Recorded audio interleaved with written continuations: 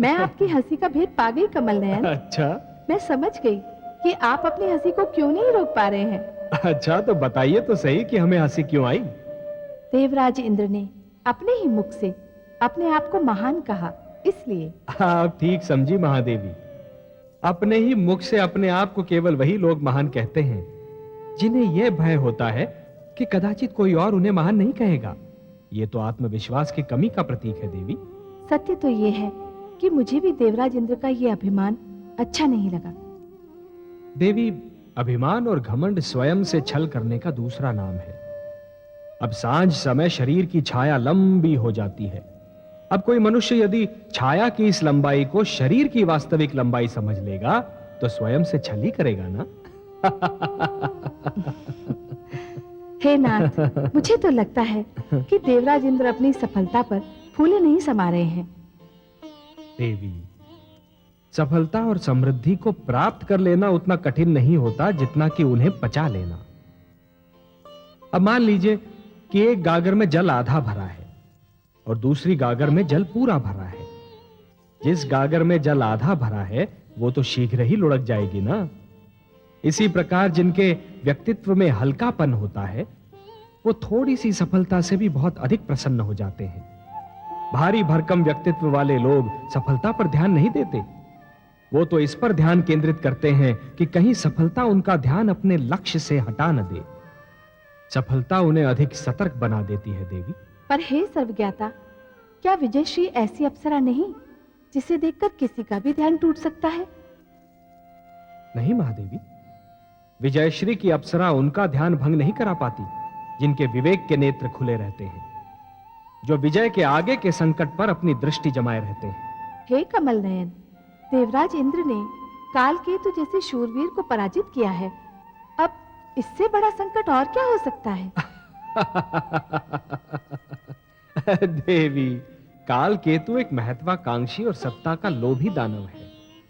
महत्वाकांक्षी और सत्ता का लोभी व्यक्ति बाहर से दिखने में जितना शक्तिशाली होता है भीतर से उतना ही दुर्बल होता है, और यह तो स्वयं देवराज इंद्र जानते हैं। ऐसे व्यक्ति को पराजित करना कोई कठिन कार्य नहीं होता। परंतु आश्चर्य तो यह है कि विजय के हर्ष में स्वयं देवराज इंद्र गुरु शुक्राचार्य को भूल गए। गुरु शुक्राचार्य, देवेंद्र को यह ज्ञान है कि गुरु शुक्राचार्य एक ऐसे प्रश्न चिन्ह के समान है जो चिंताजनक तो होता ही है परंतु उसका उत्तर जानना बहुत कठिन होता है। गुरु शुक्राचार्य? हां महादेवी, इस समय मेरा ध्यान केवल उन्हीं पर है। उनकी सोच किसी भी समय एक बहुत बड़ा संकट खड़ा कर सकती है। किंतु वो क्या सोच रहे हैं स्वामी? महादेवी, जिस प्रकार एक धनी जिसका धन चोरी हो जाता है वो अपने धन को सबसे छुपाता फिरता है, उसी प्रकार एक चोट खाया हुआ विद्वान अपनी सोच को सबसे छुपाने का प्रयत्न करता है।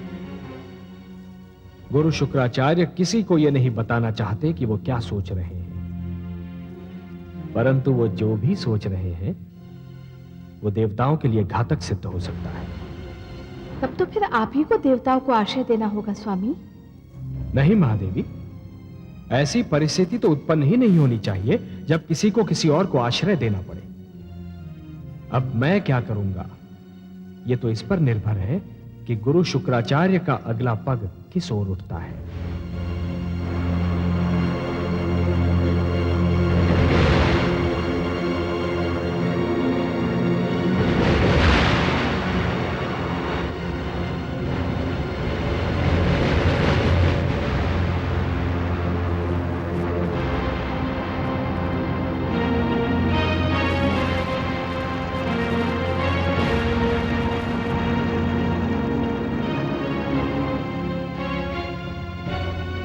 ये सब मेरे कारण हुआ है। मैं ही हूं इस महाविनाश का कारण।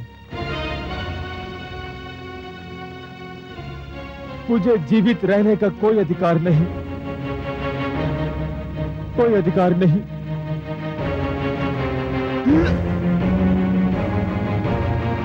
कालकेतु, ठहरो।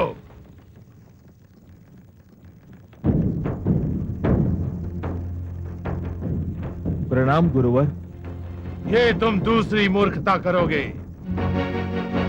दानव वीरों के ये शव, धड़ से कटे हुए ये सिर, युद्ध क्षेत्र की धरती पर बहता हुआ ये लहू, ये सब पुकार पुकार कर कह रहे हैं कि तुमने मेरी पहली आज्ञा का पालन ना करने का दंड भोगा है। मैंने जब तुम दानवों का गुरु बनना स्वीकार किया था तो तुमसे ये भी वचन लिया था कि तुम देवताओं से उस समय तक युद्ध नहीं करोगे जब तक मैं अनुमति नहीं दूंगा। यदि तुमने अपने वचन का पालन किया होता, यदि तुमने मेरा कहना माना, तो आज इस युद्ध भूमि में दानवों के शव के स्थान पर देवलोक वासियों के शव दिखाई दे रहे होते। मुझे आपसे क्षमा मांगते हुए भी लज्जा आ रही है गुरुदेव, पर आप मुझे क्षमा कर दीजिए। प्रतिशोध और क्रोध की अग्नि ने मेरे सोचने और समझने की शक्ति को भस्म कर दिया था। क्रोध पराजय का पहला लक्षण है कालकेतु। युद्ध क्रोध से नहीं, धैर्य से और योजना बनाकर लड़ा जाता है। कालकेतु,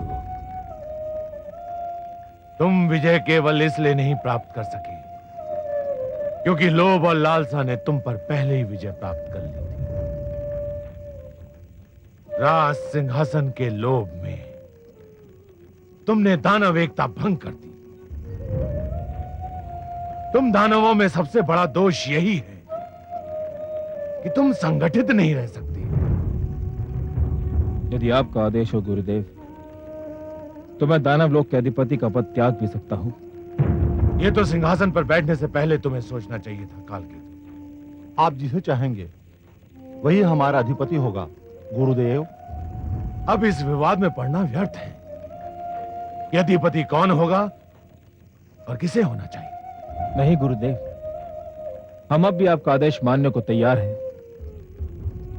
कालकेतु, तुम अब राज सिंहासन पर बैठ चुके हो। तुम्हें सिंहासन से उतारना दानव एकता पर एक और चोट करने के समान होगा। परंतु अब एक व्यक्ति, एक पद के सिद्धांत का ही पालन होगा। तुम केवल अधिपति रहोगे, सेनापति नहीं। सेनापति पहले भी हर्षद था और अब भी वही रहेगा।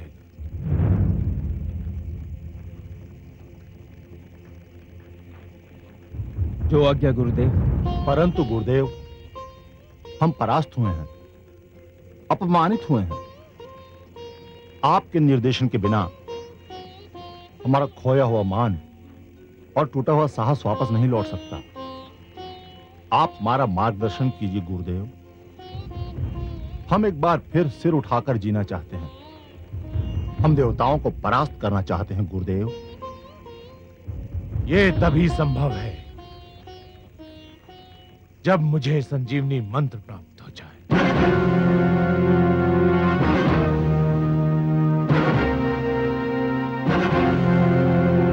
संजीवनी मंत्र गुरुदेव? संजीवनी मंत्र? हाँ, संजीवनी मंत्र, भगवान शिव का सबसे महान वरदान। यदि वो मंत्र मुझे मिल गया तो तुम किसी युद्ध में नहीं मरोगे। यदि मर गए तो मैं वो मंत्र फूंक कर तुम्हें पुनः जीवित कर दूंगा। गुरु शुक्राचार्य की जय! गुरु शुक्राचार्य की जय! आप धन्य हैं गुरुदेव। इस प्रकार हर युद्ध में देवताओं की संख्या घटती जाएगी और तुम दानवों की संख्या बढ़ती जाएगी। एक दिन ऐसा आएगा, देवता इतने कम रह जाएंगे कि तुम लोग सरलता पूर्वक टहलते हुए देवलोक पहुंच जाओ। देवलोक पर हमारी पताका फहराएगी। बचे कुचे देवता ही नहीं, स्वयं भगवान विष्णु भी देखते रह जाएंगे। गुरुदेव की जय, गुरुदेव की जय, गुरुदेव की जय, गुरुदेव की जय, गुरुदेव की जय।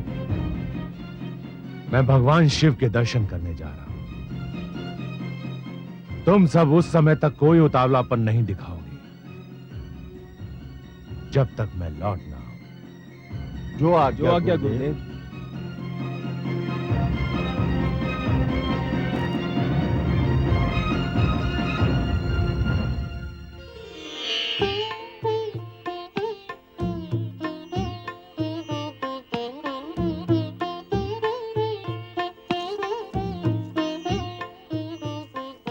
देवी इंद्राणी, देवासुर संग्राम तो पहले भी कई बार हो चुके हैं, परंतु इस बार हमने दानव सेना को वो मार दी है कि वो अभी तक अपनी चोट सहला रही होगी।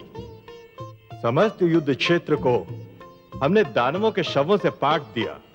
मेरी यही मनोकामना है कि दानव इस पराजय से ऐसा पाट लें कि फिर कभी युद्ध ना हो।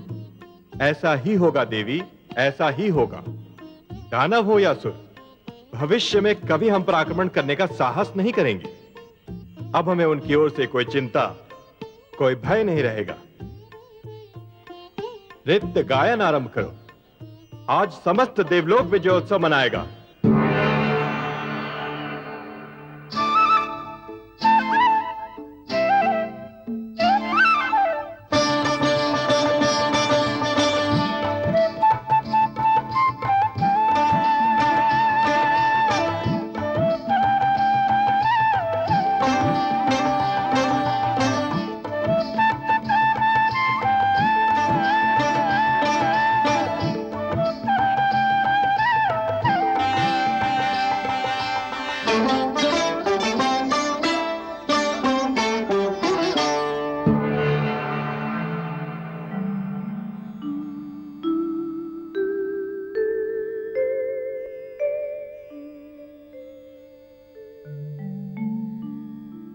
हे नाथ, मैं आपकी सुंदर मुस्कान के हर रंग से परिचित हूं।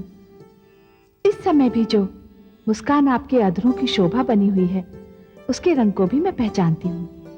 हे देवी, आप हमारी मुस्कान के रंग ही नहीं, हमारे हृदय की सारी धड़कनों को भी जानती हैं, और इसीलिए जान रही हैं कि मैं इंद्रलोक में होने वाले विजयोत्सव को देखकर अपनी मुस्कान को रोक नहीं पा रहा हूं। हाँ कमल नयन, और आपकी मुस्कान से जो चिंता झांक रही है, उसी से मुझे लग रहा है कि अवश्य कोई विशेष घटना घटने वाली है। आपका अनुमान बिल्कुल ठीक है महादेवी। इंद्रलोक में जो निश्चिंतता का वातावरण छाया हुआ है, वो अवश्य ही कोई रंग लाएगा। इंद्रदेव निश्चिंत होकर अपनी विजय का उत्सव तो मना रहे हैं, परंतु साथ ही जीवन का एक मूल सत्य भूल रहे हैं। किस मूल सत्य की ओर आपका संकेत है सर्वेश्वर? वो सत्य ये है महादेवी कि सूर्योदय के समय जो अंधकार इस धरती से भाग खड़ा होता है और घने वनों और गुफाओं में जाकर छुपता है, वही अंधकार सूर्यास्त का समय निकट आते ही फिर से अपना सिर उठाने लगता है, और सूर्यास्त होने के साथ ही इस धरती पर फिर से अपना अधिकार जमा लेता है। यही शत्रु का भी चरित्र होता है। वो अपने शक्तिशाली विरोधी से युद्ध में हारकर रण क्षेत्र से भाग तो अवश्य जाता है, परंतु अपने विरोधी को निश्चिंत पाते ही फिर से अपनी पराजय का प्रतिशोध लेने के लिए आक्रमण कर देता है। विजय कभी स्थायी नहीं होती महादेवी। शत्रु और अग्नि को कभी छोटा और दुर्बल नहीं समझना चाहिए। दोनों किसी भी समय विकराल रूप धारण कर सकते हैं, इसलिए दोनों से सावधान रहना चाहिए। हे विश्वव्यापी, तो क्या दानव देवलोक पर फिर से आक्रमण करने वाले हैं? हाँ, कर भी सकते हैं, पर अभी तो देवराज इंद्र ने उनकी सारी शक्ति को चूर चूर कर दिया है। दानव शक्ति का केंद्र है दैत्य गुरु शुक्राचार्य का मस्तिष्क, जो इस समय भयंकर रूप से सक्रिय है, पूर्णतया जागा हुआ है। उसे एक पल भी चैन नहीं। दैत्य गुरु जो करने जा रहे हैं, उससे यह तो स्पष्ट है कि उनके मस्तिष्क में कोई भयानक योजना पनप रही है। क्या करने जा रहे हैं दैत्य गुरु शुक्राचार्य? वो भगवान शिव के पास जा रहे हैं संजीवनी मंत्र मांगने। और यदि उनकी योजना के अनुसार भगवान शिव से उन्हें संजीवनी मंत्र मिल गया तो देवताओं के लिए दानवों को जीत पाना असंभव हो जाएगा। ये तो सचमुच बहुत गंभीर समस्या है। हे देवेश्वर, सब जानते हैं कि भगवान शिव बहुत भोले हैं। कोई भी उनसे कुछ भी मांगे तो वो दे देते हैं। कोई भी उनके सामने झोली फैला दे तो वो उसे तुरंत भर देते हैं। दैत्य गुरु शुक्राचार्य बहुत चतुर हैं। कहीं भोलेनाथ उन्हें ये मंत्र दे न दे। भोले अवश्य हैं हमारे शिव शंकर, परंतु उन्हें यह भली भांति ज्ञात है कि संजीवनी मंत्र उस शक्तिशाली शस्त्र के समान है जिसका सदुपयोग भी संभव है और दुरुपयोग भी, जिससे रक्षा भी की जा सकती है और विनाश भी। जिस प्रकार एक दीपक प्रकाश भी फैला सकता है और घर को आग भी लगा सकता है, उसी प्रकार संजीवनी मंत्र सत्यवादी को भी जीवन दे सकता है और असत्यवादी को भी। भगवान शिव तो यह भी भली भांति जानते हैं देवी कि मांगने वाले से देने वाले का उत्तरदायित्व कहीं अधिक बड़ा होता है। मांगने वाला तो कुछ भी मांग सकता है, परंतु देने वाले को यह सोच लेना चाहिए कि वो जो दे रहा है और जिसे दे रहा है वो उसके योग्य है भी या नहीं।